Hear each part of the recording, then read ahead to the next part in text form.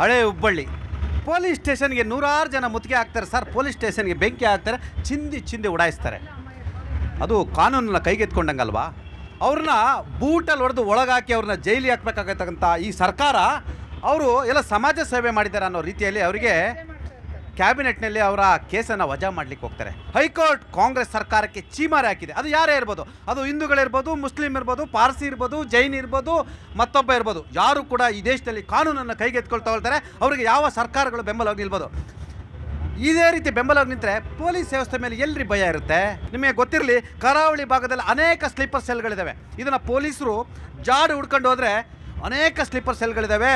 ಅನೇಕ ಕಡೆ ಇದನ್ನು ಪೊಲೀಸ್ ಜಾಡು ಹಿಡ್ಕೊಂಡು ಹೋಗ್ಬೇಕಾಗಿರ್ತಕ್ಕಂಥದ್ದು. ಏನು ರೀ ಇದು? ನಾಚಿಕೆ ಆಗಲ್ವೇನ್ರಿ? ಪೊಲೀಸ್ ಸ್ಟೇಷನ್ನವ್ರ ಸುಟ್ಟು ಹೊಡೆದು ಬಡ್ದವ್ರನ್ನ, ನಿಮ್ಮ ಅಲ್ಪಸಂಖ್ಯಾತ ಬಂಧುಗಳನ್ನ ಬಿಡ್ಸೋಕ್ಕಾಗಿ ಕೇಸ್ ತೆಗಿತೀರಲ್ರಿ, ಅವ್ರನ್ನ ಜೈಲಿಗೆ ಹಾಕಬೇಕು. ಅದು BJP ಆದರೂ ಸರಿ, ಕಾಂಗ್ರೆಸ್ ಆದರೂ ಸರಿ, JDS ಸರಿ, ಯಾವುದೇ ಜಾತಿಯೂ ಸರಿ.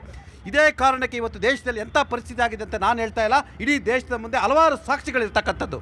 ಸರ್, ಮಂಗಳೂರು ಭಾಗದಲ್ಲಿ ಮೊದಲಿಗೆ CT ರವಿನ ಗಡಿಪಾರು ಮಾಡಬೇಕು. ಯಾಕಂತಂದ್ರೆ BJP ನಾಯಕರು ಕೋಮು ದ್ವೇಷದ ಭಾಷಣಗಳು ಆಡಿಸೋದು, ಅಲ್ಲಿ ಕಂಡವ್ರ ಮಕ್ಕಳನ್ನ ಬೀದಿ ಹಣ ಮಾಡ್ತಾರೆ ಸರ್. ಇವತ್ತು ಸರ್ BJP ಅವರು ಬಡ ಮಕ್ಕಳನ್ನ ಬೀದಿ ಹಣ ಮಾಡ್ತಾರೆ. ಯಾಕಂದ್ರೆ ಪಕ್ಷಕ್ಕೆ ಕೇಳ್ಕೊ ಬರ್ತಾರೆ, ಕಾರ್ಯಕರ್ತನಾಗ ಸೃಷ್ಟಿ ಮಾಡೋದು, ಲಾಸ್ಟ್ಗೆ ಅವ್ರು ಬೀದಿ ಹಣ ಮಾಡೋದು. ಅವ್ರ ಮಕ್ಕಳು ಫಾರಿನ್ನಲ್ಲಿ 100% ಮಾರ್ಕ್ಸ್ ತಗೊಂಡು ಕಾಂಗ್ರೆಸ್ ಲೀಡರ್ಸ್ ಆಲ್ಸೋ ಸರ್, ನಿಮ್ಮ ಕಾಂಗ್ರೆಸ್ ನಾಯಕರುಗಳಲ್ಲೂ ಹೌದು, ನೀವು ಹೇಳಿದ ನಾನು ಒಪ್ತೇನೆ. BJP ಅನೇಕ ನಾಯಕರುಗಳು, ಕಾಂಗ್ರೆಸ್ನ ಅನೇಕ ನಾಯಕರುಗಳು ಪ್ರಚೋದನಕಾರಿ ಭಾಷಣ ಮಾಡ್ತಕ್ಕಂಥ, ಕೋಮು ದ್ವೇಷಕ್ಕೆ, ಕೋಮು ಗಲಭೆ ಕಾರಣ ಆಗ್ತಕ್ಕಂಥ ಅದು ಕಾಂಗ್ರೆಸ್, SDPI, BJP ಅನೇಕ ನಾಯಕರ ಮಕ್ಕಳು ಫಾರಿನ್ನಲ್ಲಿ ಓದ್ತಿದ್ದಾರೆ, ಒಳ್ಳೊಳ್ಳೆ ಬಿಸ್ನೆಸ್ ಮಾಡ್ತಿದ್ದಾರೆ, ನೂರಾರು ಕೋಟಿಯ ಒಡೆಯರಿದ್ದಾರೆ. ಅಲ್ಲಿ ಬೀದಿ ಹೆಣ ಹಾಕ್ತಿರ್ತಕ್ಕಂಥ ಬಡವರ ಮಕ್ಕಳು. ಈ ಬಡವರ ಮಕ್ಕಳಿಗೆ ಬುದ್ಧಿ ಬರಲಿಲ್ಲ ಅಂದರೆ ಹಿಂಗೆ ನೀವು ಹೆಣ ಹಾಕ್ತಾನೇ ಇರ್ತೀರಾ, ಅವರು ಅಧಿಕಾರದ ಮೆಟ್ಟಿಲುಗಳನ್ನ ಹತ್ಕೊಂಡು ಹೋಗ್ತಾನೆ ಇರ್ತೀರಾ. ಯೋಚನೆ ಮಾಡಿ, ಕರಾವಳಿ ಕನ್ನಡಿಗರೇ, ಕರಾವಳಿಯ ಜನರೇ, ದಕ್ಷಿಣ ಕನ್ನಡದ ಜನರೇ. ಸರ್, ಹೀಗಾಗಿ ನಾನು ಹೇಳ್ತಾ ಇದ್ದೀನಿ, ಏನೊಬ್ಬ ಪ್ರತಾಪ್ ಸಿಂಹ ಇರ್ಬೋದು, ತೇಜಸ್ವಿ ಸೂರ್ಯ ಇರ್ಬೋದು, CT ರವಿ ಇರ್ಬೋದು, ಅಲ್ಲಿರೋ ಒಬ್ಬ ಭರತ್ ಶೆಟ್ಟಿ ಇರ್ಬೋದು ಸರ್, ಬರೀ ಇವರು ಕೋಮು ದ್ವೇಷದ ಭಾಷಣ, ಬೆಂಕಿ ಹಚ್ಬಿಡೋದು, ಬಡವ್ರ ಮಕ್ಕಳನ್ನ ಬೀದಿ ಹಣ ಮಾಡ್ತಾರೆ ಸರ್. ಬೆಂಕಿ ಹಚ್ಚೋದು BJP ನಾಯಕರು ಬೆಂಕಿ ಹಚ್ತಾ ಇದ್ದಾರೆ. ಅಲ್ಲಿ ಮೊದಲು ಆ ಕೆಲಸ ಬಿಡಬೇಕು. ಮೊದಲಲ್ಲಿ ಸೌಹಾರ್ದತೆ ಕಾಪಾಡಬೇಕು, ಶಾಂತಿ ಕಾಪಾಡ್ಬೇಕು ಸರ್. ರಾಜಕೀಯ ಯಾವಾಗ್ಲೂ ಇರುತ್ತೆ. ಮೊದಲಲ್ಲಿ ಜನರ ಸುಖ ಶಾಂತಿ ನೆಮ್ಮದಿಯಿಂದ ಜೀವನ ಮಾಡಕ್ ಬಿಡ್ಬೇಕು ಸರ್. BJP ಪಕ್ಷ ಕೇವಲ ಕರಾವಳಿ ಭಾಗದಲ್ಲಿ ಅಷ್ಟಲ್ಲ, ಇಡೀ ಭಾರತದಲ್ಲಿ ಸರ್ವನಾಶ ಆದಾಗ ಮಾತ್ರ ಶಾಂತಿ ತೋಟ ನೆಮ್ಮದಿಯಿಂದ ಇರಕ್ಕೆ ಸಾಧ್ಯ ಸರ್. ಅಪೀಸ್ಮೆಂಟ್ ಪಾಲಿಟಿಕ್ಸ್ ಯಾವ ಮಟ್ಟಕ್ಕೆ ಆಗ್ತಿದೆ ಗೊತ್ತಾ? ಈ ದೇಶದಲ್ಲಿ ಯಾವ ವ್ಯವಸ್ಥೆ ತಂದಿರ್ತದೆ ಗೊತ್ತಾ? ಈ ದೇಶದಲ್ಲಿ ಹುಟ್ಟಿ ಬೆಳೆದಂತವ್ರು ಪಾಕಿಸ್ತಾನ ಪರವಾಗಿ ಮಾತಾಡ್ತಾನೆ. ಈ ದೇಶದಲ್ಲಿ ನೀರು ಕುಡ್ದಾನೆ, ಈ ದೇಶದಲ್ಲಿ ಇಲ್ಲೇ ಮಣ್ಣಾಗಂತವ್ರು ಪಾಕಿಸ್ತಾನಕ್ಕೆ ಅಂತಾನೆ. ಇದು ಕಾರಣ ಯಾರು? ಇದಕ್ಕೆ ಮೂಲ ನೀವು ಹೊಣೆಗಾರರು ಕಾಂಗ್ರೆಸ್. ನಾವು ಹೊಣೆ ಇಲ್ಲ, ಇದು ತುಷ್ಟೀಕರಣ. ಎಲ್ಲವೂ ಪ್ರವಕ್ ಬಿಜೆಪಿಯ ನಿಮ್ದು ಅಷ್ಟೇ ಸರ್ ತುಷ್ಟೀಕರಣ ಸರ್. ನಿಮ್ದು ತುಷ್ಟೀಕರಣ ಸರ್, ಯಾರಿಗೂ ದೊಡ್ಡದಿಲ್ಲ. ಪಾಕ್ ಅಂತ ಹೇಳಿದವನೇ ಕಾನೂನು ಕ್ರಮ ತಗೊಳುತ್ತೆ. ಅದು ಹಾಗೆ ನೋಡಿದೇವೆ. ನಿಮ್ಮ ರಾಜ್ಯಸಭಾ ಸದಸ್ಯನ ದಿವಸ ಏನಾಯ್ತು ನಾವು ನೋಡಿದೀವಿ. ನಿಮ್ಮ ಕಾನೂನು ಕ್ರಮ, ಹಳೆ ಹುಬ್ಬಳ್ಳಿ ಕೇಸನ್ನ ಪೊಲೀಸ್ ಸ್ಟೇಷನ್ ಬೆಂಕಿ ಇಡಕ್ ಹೋದಾರನ್ನ ಅದು ಬನ್ನಿ, ಕಾನೂನಿಗಿಂತ ದೊಡ್ಡವ್ರು ಯಾರು ಇಲ್ಲ ಅಂತ ಸಿದ್ದರಾಮಯ್ಯ ಮೊನ್ನೆ ಹೇಳಿದ್ದಾರೆ, ನಿನ್ನೆನೂ ಹೇಳಿದ್ದಾರೆ. ಈ ಮಾತನ್ನ ನೀವು ಅರ್ಥ ಮಾಡ್ಕೊಳ್ಳಿ. 2008ರಿಂದ ಹಿಂದೆ ಯಾವುದೇ ಈ ತರ ಕರಾವಳಿ ಭಾಗದಲ್ಲಿ ಕೊಲೆ ಆಗ್ತಾ ಇರಲಿಲ್ಲ. ನಮ್ಮ ಯುಗಾದಿ ಹಬ್ಬಕ್ಕೆ ಮುಸಲ್ಮಾನ್ ಯುವಕರು, ಮುಸಲ್ಮಾನ್ ಜನಾಂಗದವರು ಬಂದು ಊಟಕ್ಕೂ ತಿನ್ಕೊಂಡು ಹೋಗ್ತಾ ಇದ್ರು. ಅವರು ಬಕ್ರೀದು ಮತ್ತೊಂದು ಸಮಾರಂಭದಲ್ಲಿ ನಾವು ಹೋಗಿ ಊಟ ಮಾಡ್ತೇವೆ. ಅಷ್ಟಂತ ಶಾಂತಿಯ ತೋಟವಾಗಿದ್ದಂಥ ಕರಾವಳಿ, ದಕ್ಷಿಣ ಕನ್ನಡ, ಮಂಗಳೂರು ಭಾಗ ಇವತ್ತು ಯಾವಾಗ BJP ತಲೆ ಎತ್ತುತ್ತೋ, ಈ 2020 ಸರ್ಕಾರಗಳು ತಲೆ ಎತ್ತುತ್ತೋ, ಈ ಕುದುರೆ ವ್ಯಾಪಾರದ ಸರ್ಕಾರ ತಲೆ ಎತ್ತುತ್ತೋ, ಅವತ್ತಿಂದ ನಮ್ಮ ಕರಾವಳಿ ಭಾಗ ಅಶಾಂತಿಯಾಗಿದೆ.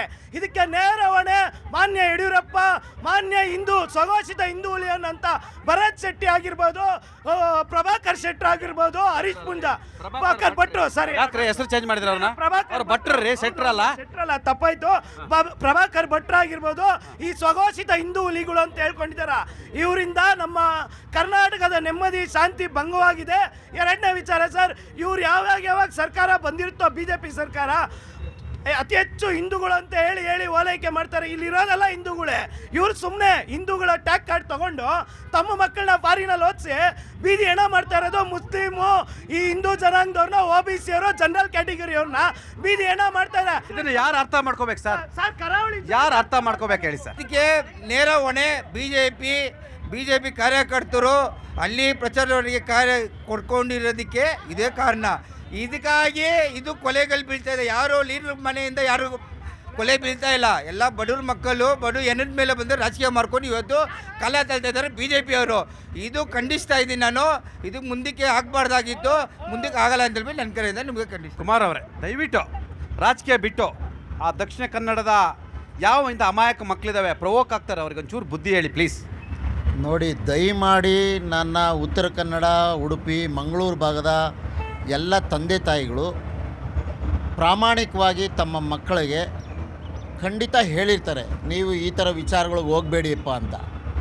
ಕಲ್ಲಡ್ಕ ಪ್ರಭಾಕರ್ ಅಂತವರು ಶಾಲೆ ನಡೆಸ್ತಿರೋರು, ಅವ್ರ ಶಾಲೆಗಳಲ್ಲಿ ಮಕ್ಕಳನ್ನು ಈ ತಂದೆ ತಾಯಿಗಳು ಕಳಿಸಿದ್ರೆ ಏನು ಕಳಿಸ್ತಾರೆ ಅವರು?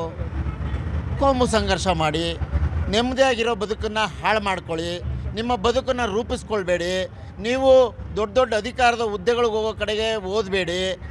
ಬರೀ ಶಾಂತಿಯ ತೋಟವಾಗಿರುವಂಥ ಉತ್ತರ ಕನ್ನಡ, ಮಂಗಳೂರು, ಉಡುಪಿಯ ಭಾಗದಲ್ಲಿ ಇದುವರೆಗೂ ಆರಿಸಿ ಬಂದಿರುವಂಥ ಎಲ್ಲ ಜನನಾಯಕರುಗಳು ಆ 3 ಭಾಗವನ್ನು ಕೋಮುದುಳ್ಳಿರೆಯ ಪ್ರಯೋಗಶಾಲೆಯನ್ನಾಗಿ ಮಾಡಿಕೊಂಡು ಈ ಮಕ್ಕಳನ್ನು, ಈ ಅಮಾಯಕ ಮಕ್ಕಳುಗಳನ್ನು ಬಳಸ್ಕೊಂಡು ತಮ್ಮ ರಾಜಕಾರಣದ ಬೇಳೆಯನ್ನು ಬೇಯಿಸ್ಕೊಳ್ಳುವ ಸಲುವಾಗಿ ನೋಡಿ, ಈಗ BJP ಪಕ್ಷದ ವಕ್ತಾರರು ತಮ್ಮ ಹೆಗಲ ಮೇಲೆ ಒಂದು ಶಾಲು ಹಾಕೊಂಡು ಬಂದಿದ್ದಾರೆ. ನೀವು ಹಾಕಿದ್ರಲ್ಲ. ಒಂದು ನಿಮಿಷ, ಅಲ್ಲಿ ಸಿಂಬಲ್ ಇದೆಯಾ ಅವ್ರ ಪಕ್ಷದ್ದು?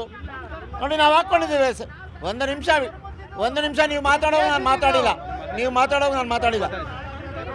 ಇದೇ ಕೇಂದ್ರದ ಪ್ರಧಾನಮಂತ್ರಿಗಳು ಒಮ್ಮೆ ಬಿಳಿ ಕಲರ್ ಕಮಲದ ಹೂವು ಹಾಕೋತಾರೆ, ಒಮ್ಮೆ ಕೇಸರಿ ಕಲರ್ ಕಮಲದ ಹೂವು ಹಾಕೋತಾರೆ.